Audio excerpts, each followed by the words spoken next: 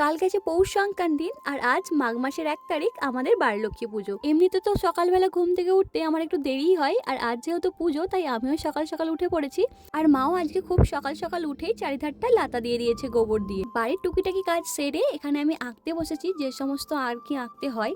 আর আমার বর এখানে গরুটা এঁকে দিচ্ছে, কারণ আমি ওটা আঁকতে পারি না। এটা ছিল শ্বশুর বাড়িতে আমার প্রথম বারলক্ষ্মী পুজো, তাই মাই পুজোর সমস্ত জোগাড় নিজেই করে নিচ্ছে। আমি একটু মাকে শুধুমাত্র হেল্প করেছিলাম। আর জানো তো, আমাদের বাপের বাড়িতে এই বারলক্ষ্মী পুজোটা কিন্তু পৌষ সংক্রান্তির দিনেই হয়, আর এখানে তার পরের দিন হচ্ছে।